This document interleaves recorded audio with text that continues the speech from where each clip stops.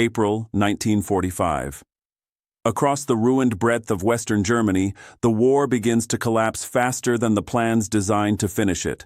Roads are crowded with the evidence of defeat: abandoned vehicles, scattered weapons, white cloths tied to rifles, columns of prisoners moving west under guard.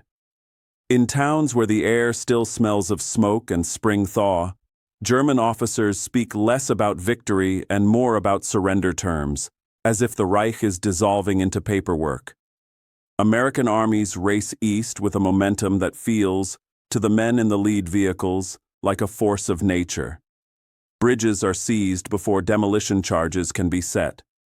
Crossroads fall in quick succession.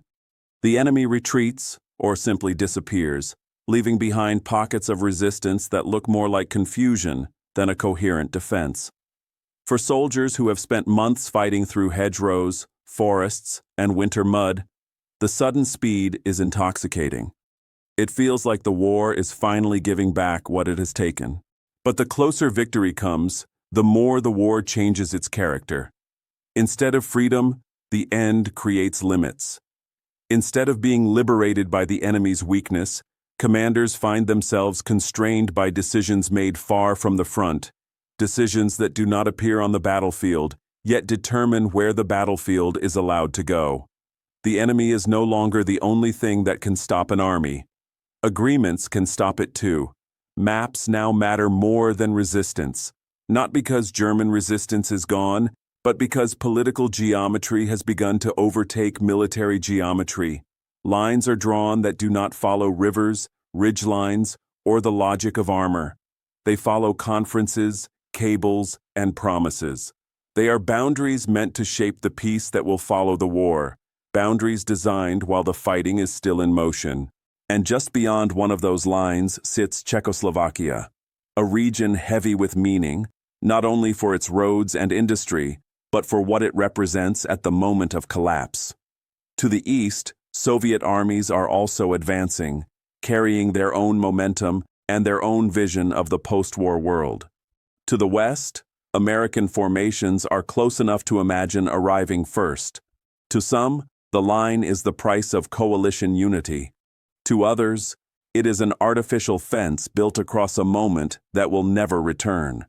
And in the American command, one general refuses to treat Czechoslovakia as a problem for later, because he believes later is how history is lost. The war is almost won. But the argument that begins now will not be about how to defeat Germany. It will be about where victory is allowed to end. Before the war ends, Allied command begins drawing boundaries as if the peace has already arrived. They are not the usual boundaries of operations: phase lines to regulate artillery, limits to prevent traffic jams, control measures to keep neighboring units aligned. These are political boundaries, traced in pencil over ruined countries, meant to decide not where tomorrow's fighting will occur, but where tomorrow's influence will begin. The paradox is immediate. The battlefield is still alive, yet the map is being treated like a treaty. The Soviet advance is the silent force shaping American restraint.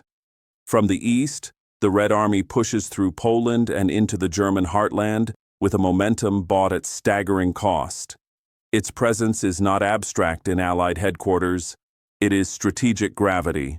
The Western Allies are not only racing Germany, they are racing the timetable of coalition trust. Every mile gained must be weighed against the risk of misunderstanding, because in April 1945, the alliance still needs the appearance of unity even as its future disagreements become more visible. In that balancing act, Czechoslovakia is assigned east, not west, not necessarily as a moral judgment, and not because American commanders lack the capacity to reach it. It is assigned by diplomacy, by conference agreements, by the logic of occupation zones, by the belief that stability after victory will depend on clarity before victory. The decision is made in the language of governments, not the language of battalions. It is not about what is easiest to take. It is about what is safest to hold without turning allies into rivals. To soldiers at the front, the line feels artificial. They can see roads leading onward. They can see German units fleeing. They can hear rumors of uprisings, of cities waiting to be liberated, of civilians who will remember who arrived first. And for men who have fought to this point, the idea that an army can be stopped by an invisible border, one that does not follow a river or a ridge, feels almost unreal. They have been taught that war is governed by force and opportunity. Now they are being told it is governed by agreement. To politicians, the line is essential. Without it, every liberation becomes a dispute. Every advance risks becoming a claim. The war's last weeks could turn into a dangerous scramble, not against Germany, but against each other's intentions. The boundary is meant to prevent that scramble, to keep an exhausted world from sliding directly from one war into the beginning of another. And so the war begins to obey the future peace. That is the shock of April 1945. The enemy is weakening, yet the constraints tighten. Armies that can still move are asked to stop, not because they cannot go farther, but because going farther might change the world that follows. The question now is, who will accept that restraint, and who will refuse to treat it as neutral? George Patton had an instinct for endings, the moment when an enemy stops fighting as an army and begins fleeing as individuals. In April 1945, he saw German units streaming westward toward American lines with a particular urgency, as if the battlefield itself had developed a compass. They were not simply retreating from American fire. Many were trying to surrender to it. They knew what the Red Army meant. They had heard the stories, and whatever punishment awaited them in American captivity felt, to them, like the lesser fate. To Patton, that movement was a kind of intelligence report written in human behavior. It suggested not only that German resistance was thinning, but that the map was about to be decided by speed, by who arrived first, who received surrenders, who stood in cities when the shooting stopped. He believed speed could liberate more than territory. It could liberate outcomes. A fast army does not merely take ground. It shapes what happens to people, to governments, to borders that harden immediately once war ends. The reconnaissance and intelligence picture, as Patton interpreted it, reinforced the temptation. Resistance ahead appeared minimal in places, disorganized forces, incomplete defenses, roads open enough for armor to move.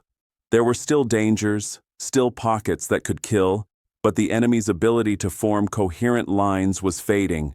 Patton's mind worked in that narrowing gap between capability and decision.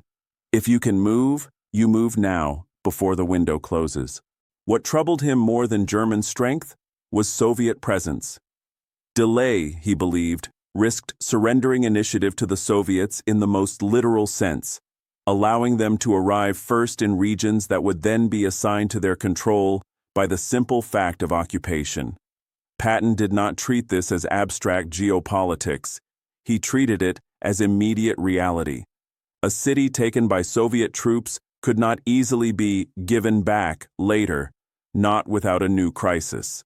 A population left in that zone would live with the consequences for decades. In Patton's logic, restraint was not caution, it was decision by omission. So he framed the move toward Czechoslovakia as both humanitarian and strategic. Humanitarian, because he believed Western arrival might spare civilians and prisoners the harsher aftermath he expected under Soviet control.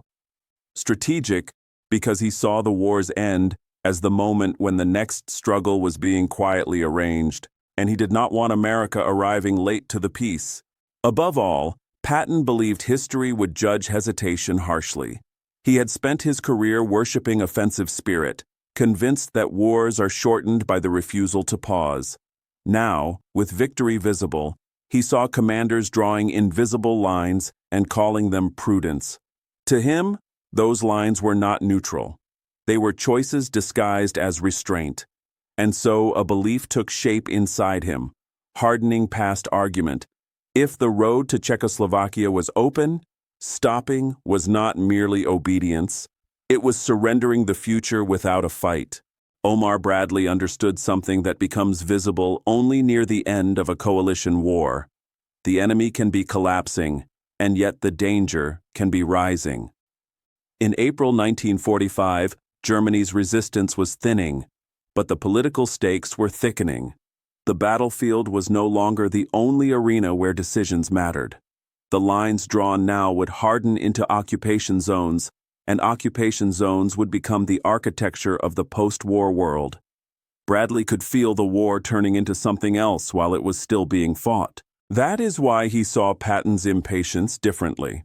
A dash into Czechoslovakia might look, from the front, like one more aggressive thrust against a beaten enemy. But Bradley read it as an action with diplomatic recoil. Coalition unity, so difficult to build, so easy to fracture, now outweighed tactical gain. A few more miles of territory could not justify the risk of turning an ally into a suspicious rival at the precise moment when Allied cooperation still mattered for the final defeat of Germany and for the stability that would follow. Agreements with the Soviets were fragile in the way treaties always are when they are signed under pressure and interpreted through different moral languages. The Western Allies spoke of liberation, elections, and a Europe rebuilt. The Soviets spoke of security, buffers, and the price they had paid in blood. Bradley did not need to admire Soviet intentions to recognize the reality. The alliance worked because each side pretended, for the moment, that its interests could be reconciled.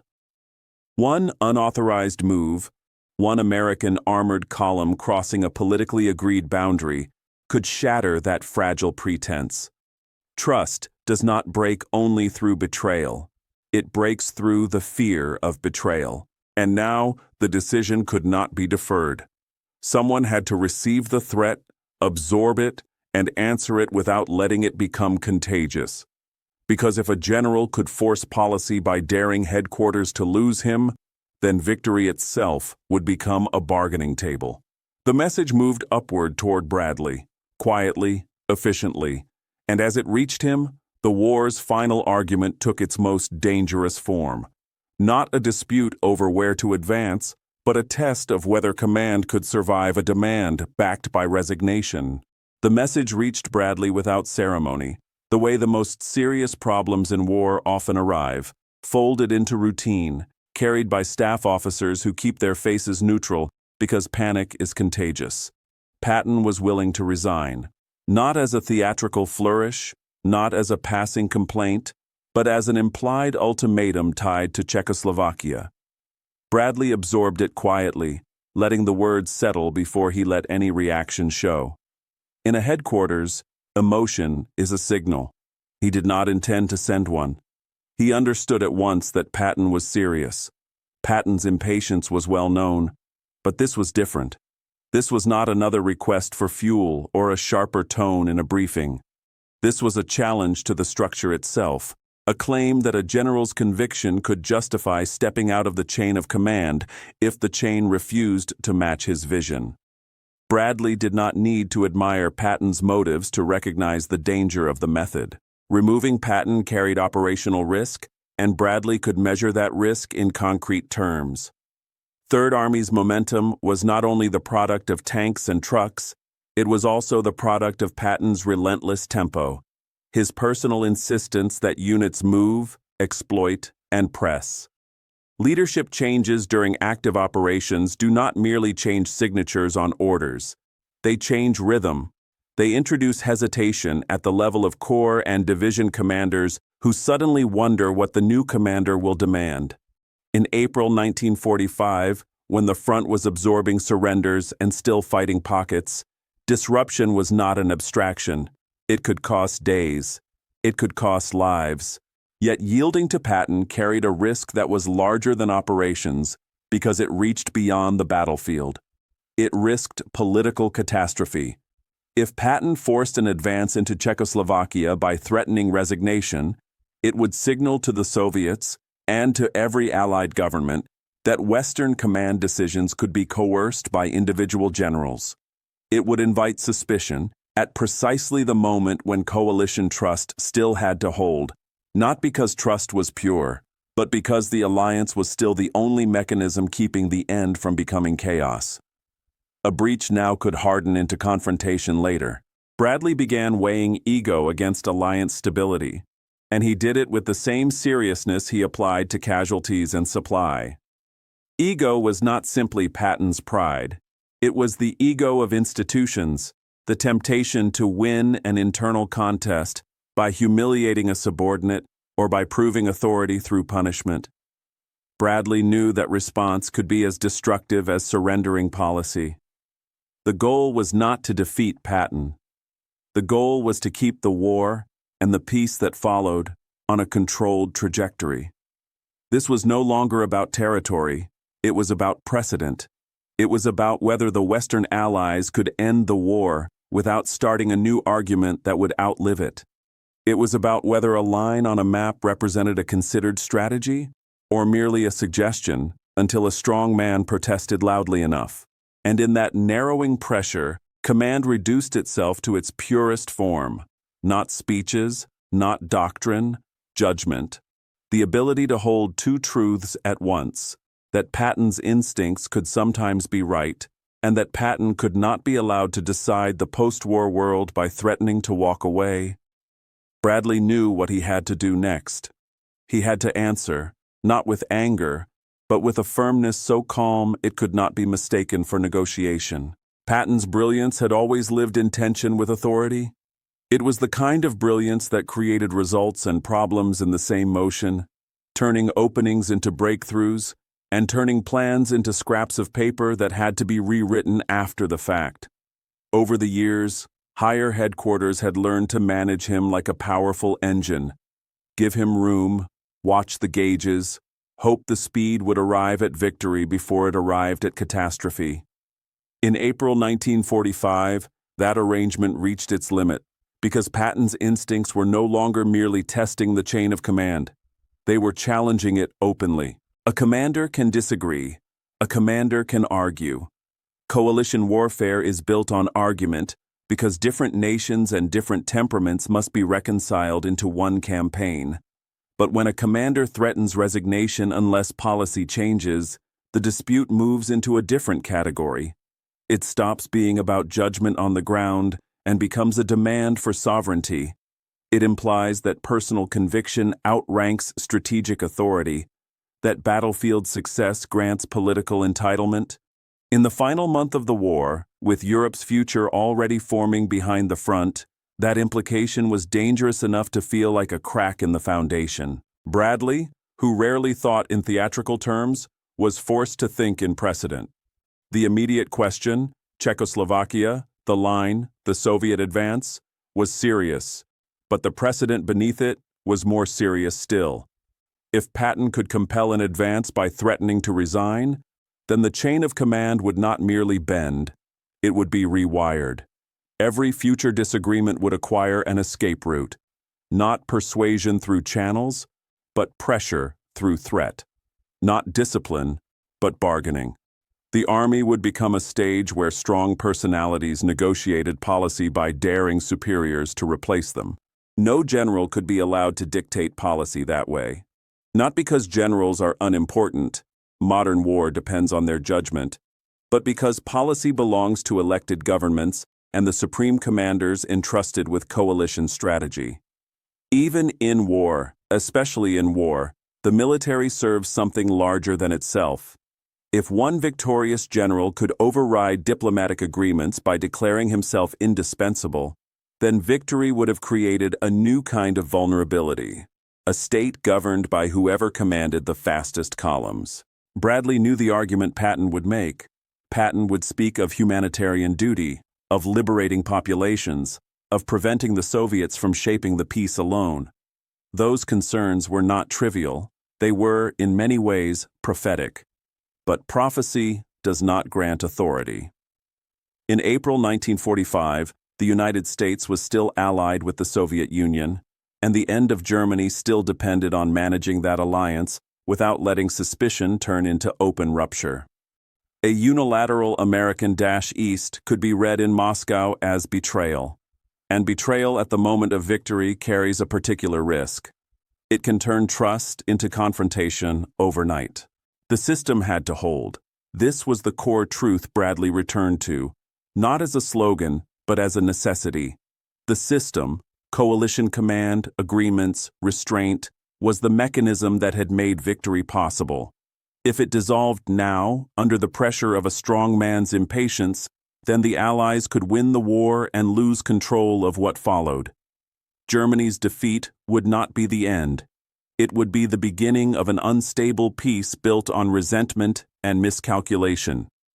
So a line had to be drawn. Not only the political line that stopped armies, but the institutional line that stopped egos from becoming policy. Bradley understood that to draw that line, he could not respond with anger or humiliation. He would have to respond with calm authority, an answer that made it clear Patton's resignation would not rewrite strategy, and that no single commander, however brilliant, would be allowed to bargain with the future. The turning point was approaching, not on a battlefield, but in a conversation where one man's genius would be measured against the discipline of the system that contained it. Bradley did not respond to Patton's threat the way a lesser commander might have, by escalating emotion to match it. He responded without anger, because anger would have admitted that Patton's pressure had reached its target. In war, calm is a form of strength. It tells everyone listening, directly or indirectly, that the chain of command is not being dragged into a personal contest. He reframed the issue away from Patton, and that reframing was deliberate. This was not about what one general wanted or what one army group believed it could seize. It was about the commitments the United States had made as part of a coalition, commitments that did not dissolve because an opportunity appeared. Bradley reminded Patton that the war was not ending in a vacuum. Germany's collapse did not erase the alliance politics that had made the campaign possible. If anything, collapse made those politics more dangerous, because the prize was no longer a battlefield advantage. It was the structure of Europe itself. Bradley spoke, in effect, of consequences that were larger than any map sheet on Patton's desk. The Red Army was not a distant factor. It was a present partner, advancing and dying as the Allies advanced. Agreements had been made, imperfect, yes, and heavy with future tension, but made nonetheless. Breaking coalition trust at the moment of victory would not produce freedom of action. It would produce suspicion, retaliation, and a collapse of cooperation at the exact moment when cooperation was still required to manage surrender, occupation, and the last scattered fights. He explained the cost in the only language a disciplined commander could use, the cost of turning allies into adversaries before the war was even finished. A dash into Czechoslovakia might gain ground, but it could also ignite a political crisis that commanders in the field were not equipped to solve. It would force Washington and Moscow into confrontation while their armies were still in motion, creating misunderstandings that could not be corrected easily once blood had been spilled. Bradley did not need to predict a new war to understand the danger of miscalculation. Coalitions fail when one side believes the other side is taking advantage at the end. He acknowledged Patton's concerns because to dismiss them would be dishonest. The future of liberated populations mattered. The shape of the post-war map mattered. The Soviet question mattered. But Bradley did not acknowledge the threat. He did not negotiate with resignation. He treated it as irrelevant to the decision, because the moment a commander learns that threats work, threats become policy. Authority was asserted calmly, not theatrically. Not because I said so, but because the system required it. Patton could argue, Patton could recommend, Patton could even protest, but Patton could not dictate coalition policy by daring his superiors to replace him. The decision, Bradley made clear, would stand on strategic grounds, not on personal leverage. And in that moment, the war's turning point was not a captured city or a broken division. It was an act of command in its purest form, the refusal to let victory dissolve discipline. The next words, what Bradley actually said, and how Patton received them, would determine whether the threat died quietly or spread through the army like a precedent. Bradley's reply carried none of the heat Patton seemed to expect.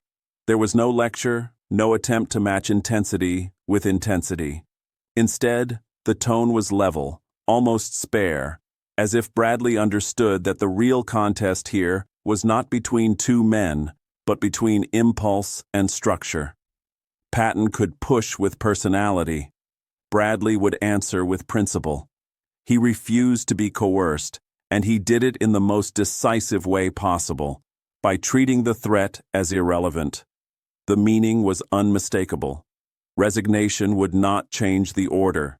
It would not open the boundary. It would not transform a diplomatic decision into a battlefield option. If Patton chose to step aside, the line would still stand, and another commander would be placed in his seat with the same constraints and the same instructions. The war did not belong to any one general's tempo, no matter how brilliant. Bradley made clear that decisions at this stage were standing decisions, made above personalities, above reputations, above even the immediate allure of opportunity. The front could move fast, yes, but the coalition could fracture faster than any armored column, and if the coalition fractured, the victory they were about to win could become unstable before it was even complete. That was the scale Bradley was speaking from, not the next town, but the next decade.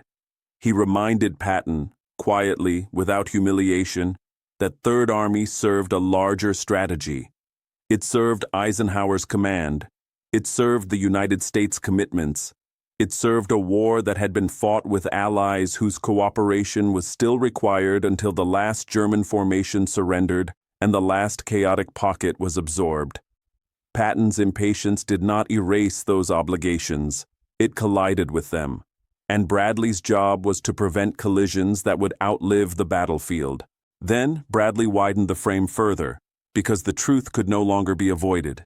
The war's end was already shaping the next conflict. No one needed to speak the words Cold War for the tension to be felt. The question of who entered which capital first was not only about pride or symbolism.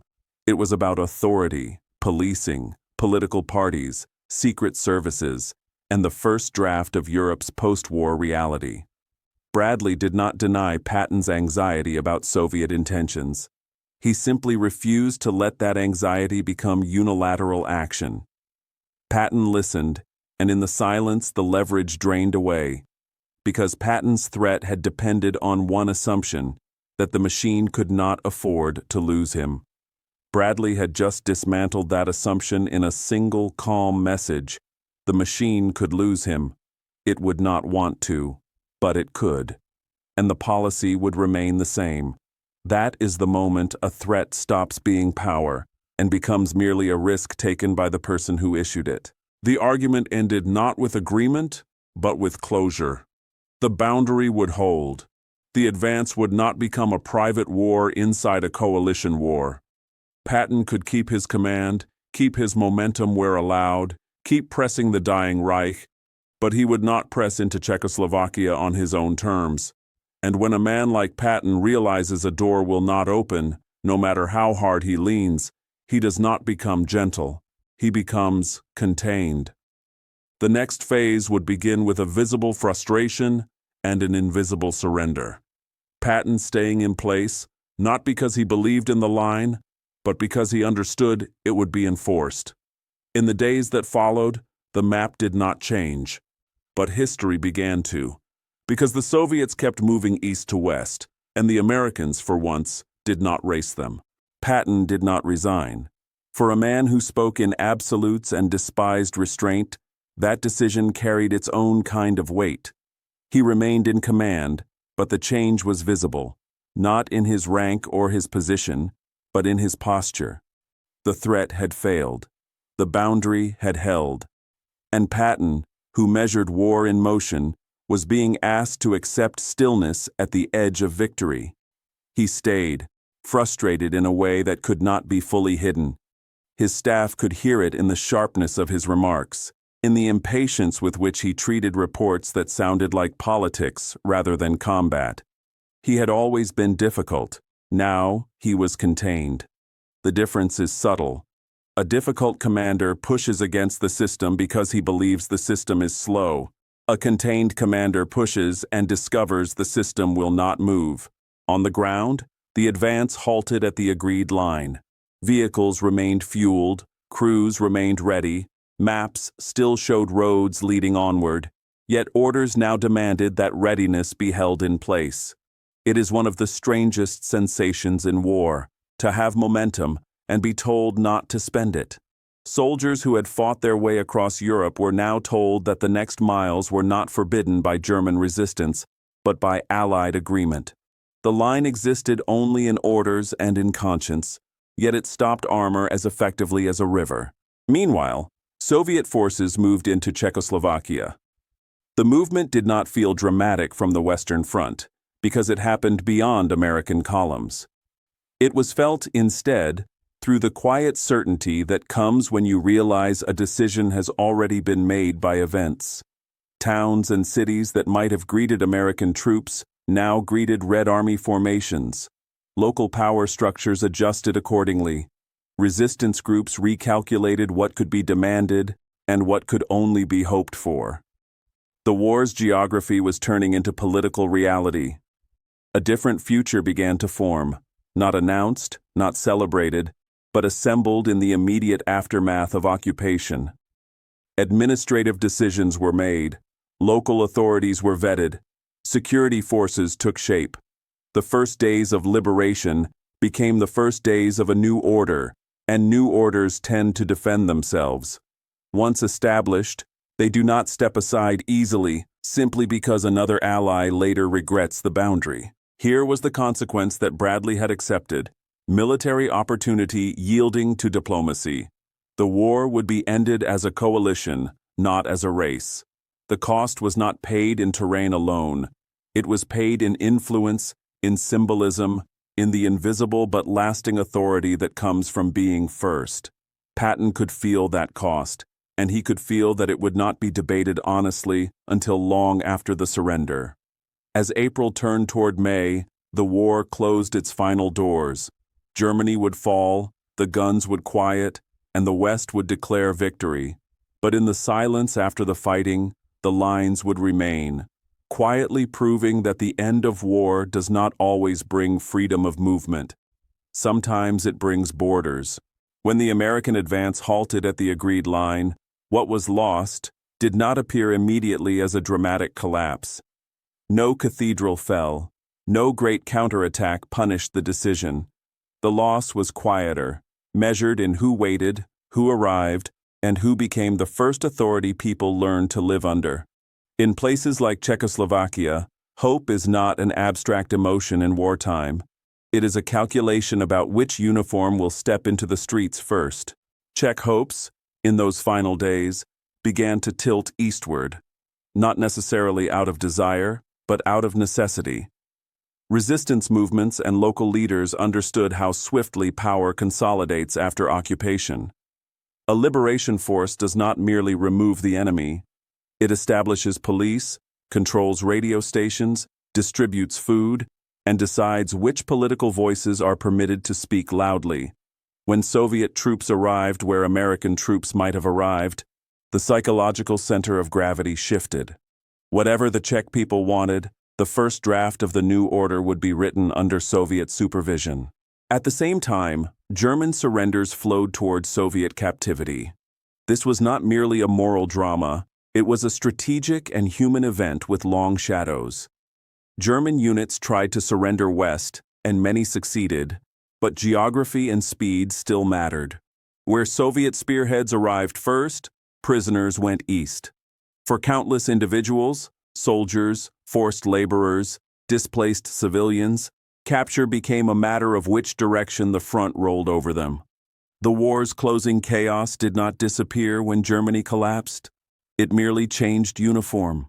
Political boundaries then hardened with startling speed, as if drawn in wet cement. What had begun as a restraint measure, temporary lines to prevent Allied friction, became the shape of administration, and administration becomes habit. Western commanders understood this intellectually. But on the ground, the effect was immediate. Checkpoints, zones, commands with separate procedures, separate authorities, separate assumptions about freedom and control. Within weeks, the war's operational lines began to look less like temporary arrangements and more like the first bones of a divided continent. It was in that hardening that the Iron Curtain's outline became visible, before anyone named it, before speeches gave it a title. It appeared in practical differences: which newspapers could be printed, which parties could organize, which former collaborators were punished, and which new security services began collecting names.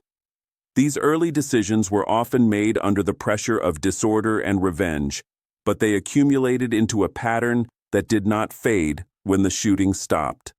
A liberated city is not only a city freed from German rule, it is a city placed into a system. The tactical gains sacrificed for alliance unity were real. An American dash might have seized more territory, accepted more surrenders, stood in more capitals. It might have created different facts on the ground. Yet Bradley's argument was also real. A coalition war cannot end in a scramble that turns allies into enemies while the enemy still exists. In April 1945, Western leaders chose to protect the alliance long enough to finish Germany cleanly, because a fractured coalition could have produced a dangerous improvisational peace even more unstable than a hard boundary.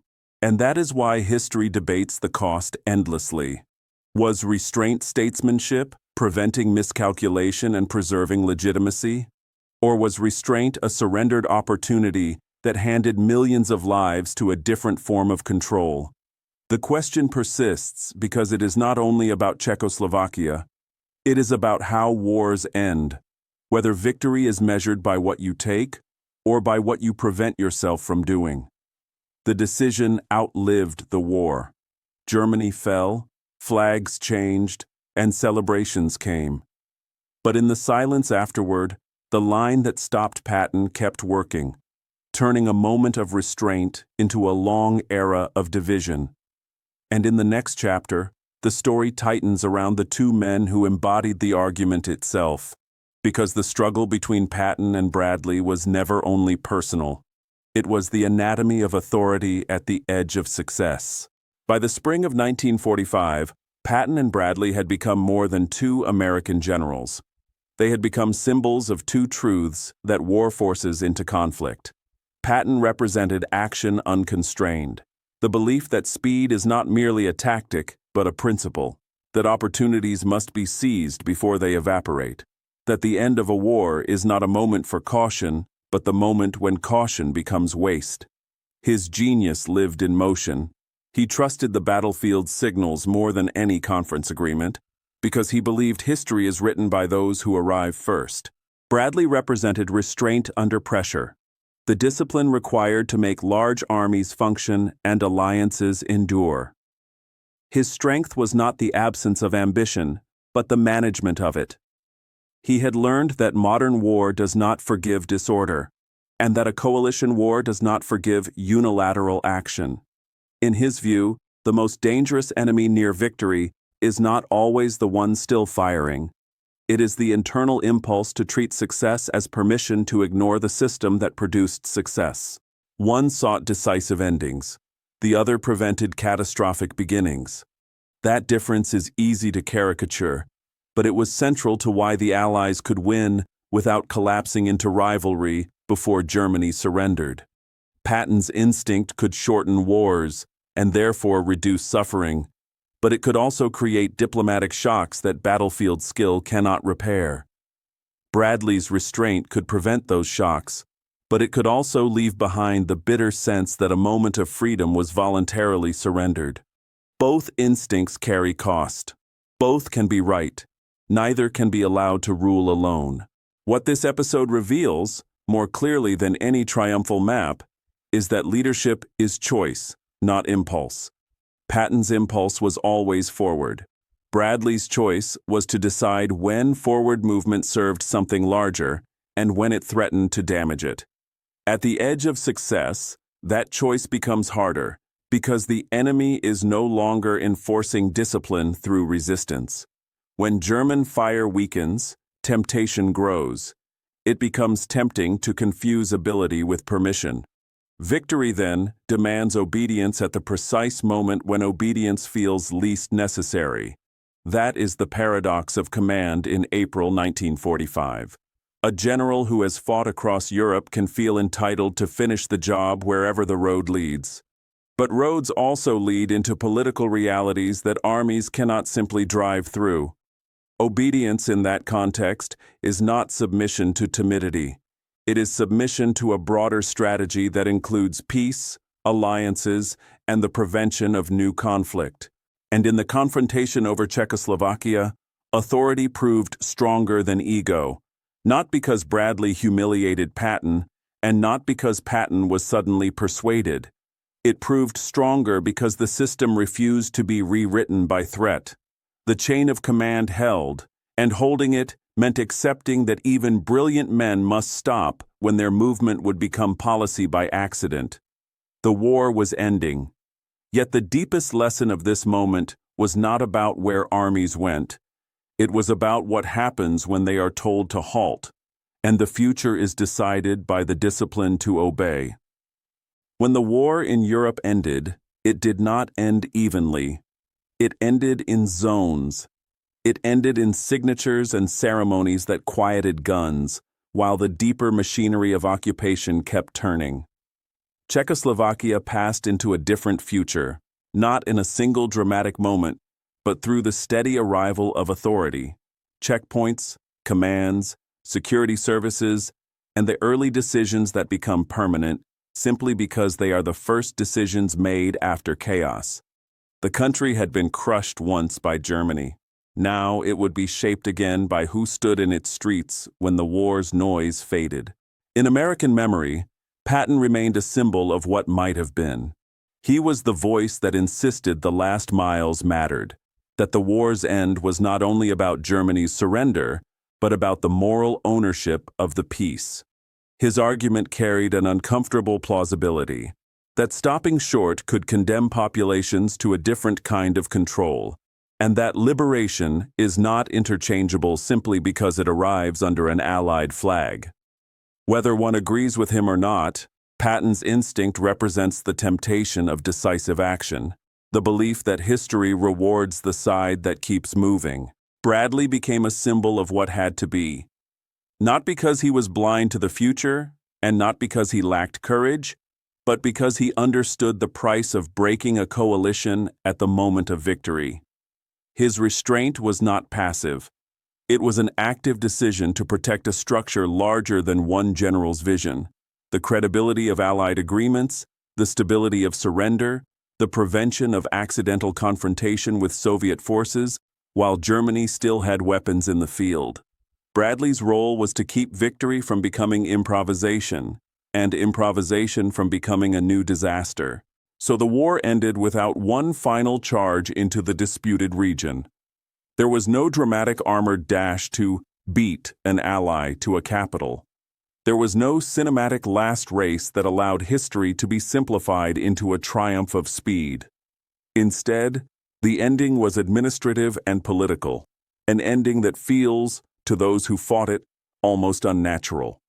Soldiers who had been taught to close with the enemy were told to stop when the enemy was no longer the obstacle. They obeyed, and obedience became part of the peace. History remembers restraint less loudly than victory.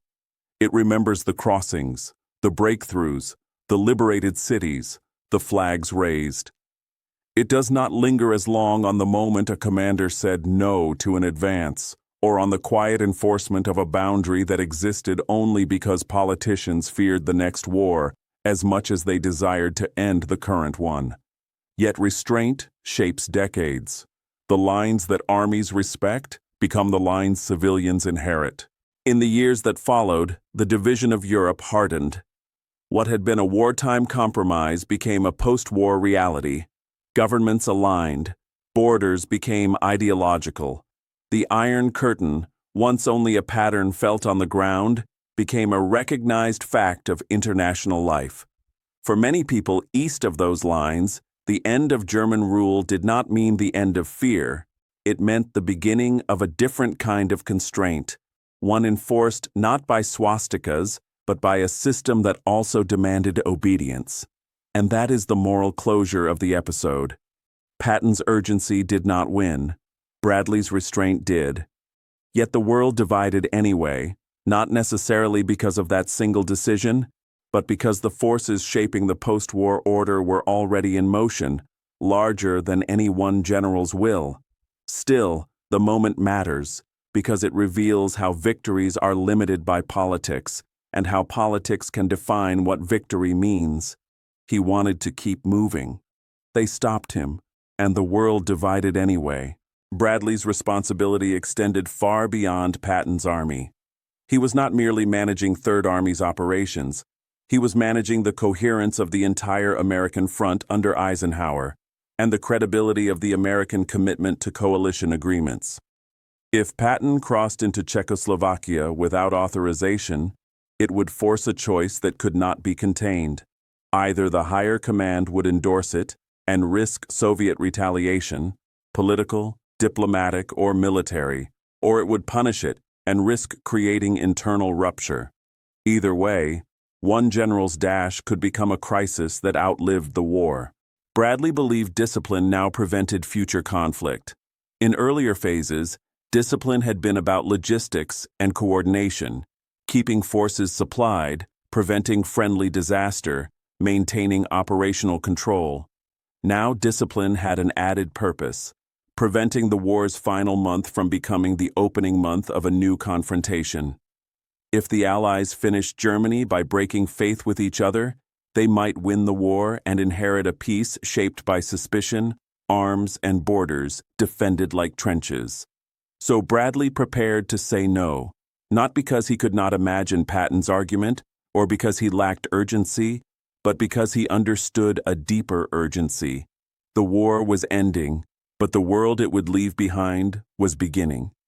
And in that transition, one reckless movement could turn victory into a new kind of instability. The question was whether Patton, who felt history pressing him forward, could be convinced to stop at a line that only politicians could see. To Patton, the war's final weeks should have been the reward for endurance, the moment when speed, finally unchained, could finish what years of sacrifice had begun. Instead, he felt momentum being deliberately strangled. Orders arrived that did not speak in the language of opportunity or collapse, but in the language of limits. Lines, pauses, boundaries drawn with a pencil that seemed to float above the ground his men had bled to reach. The enemy was disintegrating, yet the higher command was asking the advancing armies to behave as if Germany still possessed the strength to dictate tempo. Patton's distrust of Soviet intentions ran deep, and it was not merely strategic, it was visceral. He did not view the Red Army as a partner whose aims would remain aligned once Germany fell. He viewed it as the next problem waiting behind the current one. The reports filtering west, of Soviet behavior in liberated territories, of arrests, of the removal of political opponents, confirmed what he already believed, that the liberation arriving from the east carried its own shadow. In his mind, the alliance with Moscow was a wartime necessity, not a moral partnership. And necessities do not last when they are no longer needed. That suspicion made restraint feel like complicity. Patton feared abandoning populations to another tyranny, not as abstract sympathy, but as a prediction of what would happen if American armies stopped where they were told. He had a soldier's view of geography. Whoever occupies the ground writes the first draft of the peace. If American units halted at an invisible boundary and Soviet forces moved into Czechoslovakia, then the region's fate would be decided before diplomats could argue about it. The war would end, and a new kind of captivity could begin under a different flag. So Patton framed Czechoslovakia as a moral obligation, not merely a target, but a responsibility. He spoke of liberation in the old American language, free people, free nations, while also speaking in the harder language of power, strategic roads, industry, positions that would matter the day after the shooting stopped. In his mind, morality and strategy were no longer separate. They were fused by timing. To arrive first was to protect. To arrive second was to apologize. As the tension grew, Patton's language changed. The patience he could summon for battlefield setbacks was harder to summon for what he considered political hesitation. His words sharpened in briefings and cables. The tone shifted from argument to insistence, from persuasion to accusation.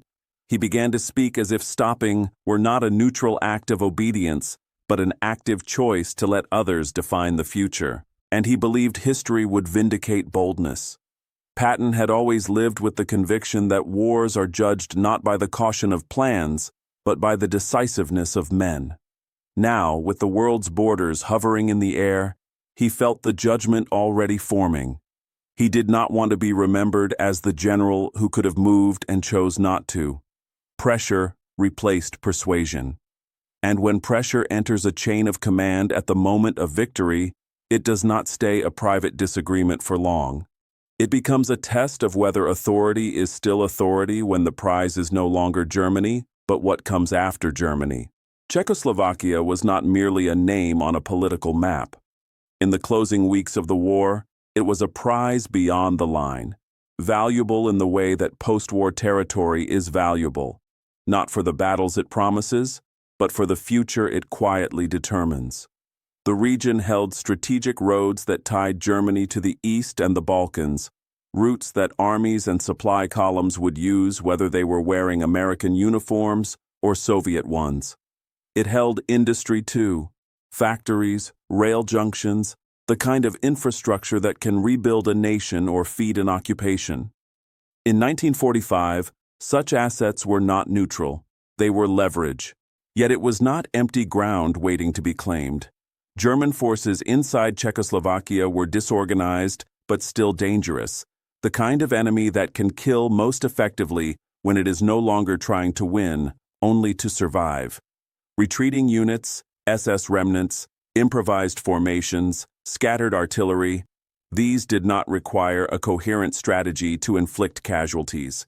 They required only time, a few defensible positions, and an opponent who pauses long enough to let them gather. The last weeks of war are often the most treacherous, because the enemy's purpose narrows into cruelty and delay. Inside the region, Czech resistance movements waited with anxious precision. Underground networks, local fighters, and political leaders understood what soldiers often understand before diplomats do. Whoever arrives first will be treated as liberator, and whoever is treated as liberator will shape the first institutions of the peace. Resistance is not only about defeating an occupier, it is about choosing what replaces him. In that sense, Czechoslovakia was already living in the future, even as German forces still occupied parts of it. From the east, Soviet armies approached with their own momentum, their own wounds, and their own expectations of what they were owed. The Red Army had paid a price beyond Western comprehension, and it intended to translate that price into security and influence. Its advance was not merely military, it was political movement in uniform. To the populations in its path, it could mean liberation and fear at once, because the Soviet state carried its own methods of control behind the front line. That is why timing mattered more than terrain. Whoever arrived first would define the aftermath, not completely, not permanently perhaps, but decisively in those first days when new governments are assembled, police forces reconstituted, and the rules of life are rewritten. Occupation begins as administration. Administration becomes habit. Habit becomes decades. The decision about who goes where in April 1945 would echo beyond the surrender ceremonies. And so time became political currency. An hour was no longer merely an hour of fighting avoided or endured. It was an hour that could decide whose flag flew over a city hall when the war ended, whose officers supervised disarmament, whose intelligence services built files on local leaders. To Patton, that currency was being wasted. To Bradley, it was being spent carefully to avoid a new crisis. Between those two instincts, seize the moment, preserve the agreement, the strain began to tighten. And with each day, the line on the map felt less like a boundary and more like a verdict waiting to be enforced. Patton's frustration could no longer be contained inside the ordinary rituals of staff disagreement. The war was ending, the roads were open, and yet the front was being asked to stop as if momentum were a luxury. In that atmosphere, his argument stopped being a case he presented and became a pressure he applied. He had always believed that speed was a form of moral clarity, an answer to war's tendency to drag men into needless months of dying. Now he believed speed was something else as well, the only way to prevent the peace from being decided by whoever arrived first from the east. So Patton escalated beyond argument. He did not simply request permission again. He signaled, carefully, deliberately, that he was willing to resign his command if he could not pursue what he believed the moment demanded. It was a startling move precisely because the battlefield was still active. This was not a post-war memoir complaint or a private bitterness. It was a live threat delivered while armies were still advancing and surrendering forces were still pouring in. In a system built on obedience, resignation was not just personal drama, it was a fracture. Higher headquarters felt the shock immediately. Patton was not an interchangeable piece. He was Third Army's tempo, the personality that had turned operational opportunity into relentless pressure. To lose him in April 1945 would risk disruption at the worst time, when coordination still mattered, when the enemy could still inflict casualties, and when the Allied advance was also an administrative task of absorbing millions of prisoners and occupying collapsing territories. Resignation at the edge of victory would be unprecedented, not because generals never quit, but because quitting then would look like something larger than fatigue. It would look like open dissent, and open dissent would expose the deepest vulnerability of coalition war. Unity is not only a matter of shared enemies, it is a matter of shared discipline. If Patton resigned publicly over Czechoslovakia, it would reveal to every ally, and to every future adversary, that the Western Command could not keep its own celebrated commanders aligned with its political strategy. It would suggest that the map of post-war Europe could be shaped not merely by agreements among governments, but by the will of a single general in the field. That perception, once released, could not be easily recalled. Patton believed his leverage lay in indispensability. He had seen it work before, results shielding him, victories making him difficult to remove.